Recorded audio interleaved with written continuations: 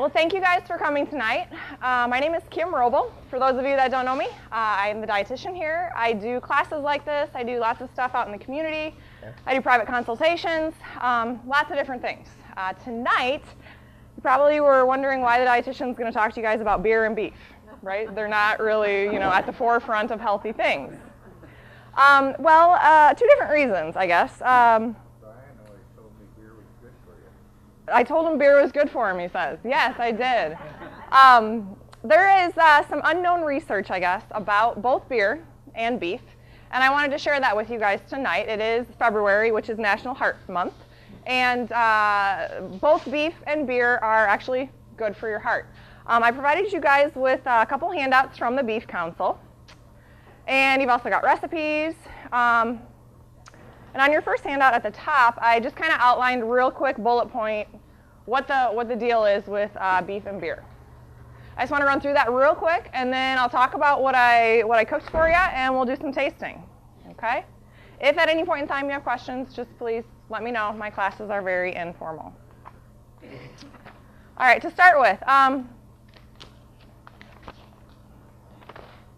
why beef? Okay. Beef, we know, is a great source of protein, great source of B vitamins, and but lean beef is also it can be low in saturated fat. And with heart health, we're concerned about saturated fat because that's what builds up in your arteries. Saturated fat is very sticky, so when that builds up, it can lead to heart disease. A serving of lean beef, which by definition must be less than 10 grams of fat, less than 4.5 grams of saturated fat, and less than 95 milligrams of cholesterol per 3-ounce serving. If it meets those guidelines, it's considered lean, and it has around 150 calories, okay? This handout here talks about, this bold paper, there was a study called Beef and an Optimal Lean Diet, and it was actually a very, very good study. I'm quite skeptical of things like this. And it was a quality research study, and what they did was they put a group of people on the standard heart-healthy diet. If you've ever heard of it, it's called the DASH diet. It's very, very high in fruits, vegetables, whole grains, and it's very, very low in red meat. And instead of red meat, they're getting their protein from vegetable sources, lean meats, and fish. That's our gold standard diet that we put someone on when they have some heart conditions, okay? It's very hard to follow because here in America, we like our beef, right? And we like grains and don't like to eat fruits and veggies. Then they took a version of that and they substituted in lean beef instead of all that chicken at the same serving amount. And then they did another bold study where they were at an even higher level of beef, okay, with all the veggies and whole grains. What they found was that those people that were eating the beef in place of the chicken, they were able to lower their cholesterol as much as those people eating chicken and fish and legumes. But those people that were eating the extra amount of lean beef actually lowered their LDL bad cholesterol the most. Okay, this is totally unheard of. Doctors are always telling people less red meat, less red meat, less red meat. Well, yeah, less red fatty meat. Okay, lean beef certainly can work on a heart-healthy diet.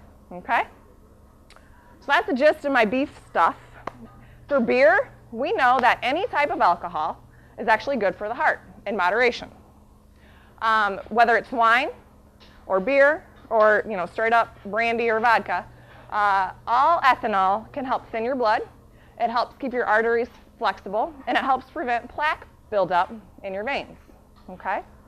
We also know that craft beer, which is all you guys, right, this awesome craft beer club, craft beer, just because of the way it's brewed, it has, in the end result, has higher levels of the barley and hops that it started out with, okay? It's less filtered, less refined, so basically you have more of the good stuff in your end product. Because there's more of that good stuff, you see that in your health benefits. There's more nutrients. There's actually some soluble fiber. There's actually protein in beer. There's some calcium, there's silicon, and some other minerals that are helpful in bone health. And because of that, if you compare beer to wine, there's different health benefits, and it actually is also good for your heart, okay? So you got to drink more, he says. Beer is also more water. It's got a higher water content. It's got more carbohydrates. So what does that mean? Well, it means you guys have lots of energy compared to us wine drinkers, and you guys are better hydrated, so you can, go longer, okay? So that is basically the gist of my science research background. Does anybody have any questions?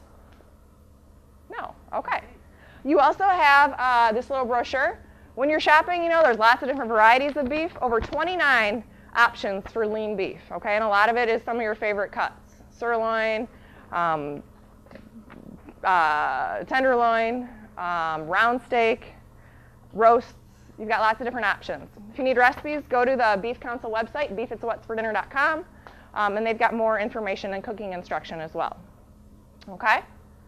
So I need you guys to hang tight for a minute. We're going to turn the broilers on and do your first dish. Brian's going to talk a little bit about the beers that he has ready to go for tonight, and then we'll just move through things. Okay? Disclaimer, I'm not Tracy. I'm not a chef. So I cook like this at home. My kitchen is messy. So forgive me, but hopefully you guys have some good food and some good beer tonight. Okay? Thanks for coming.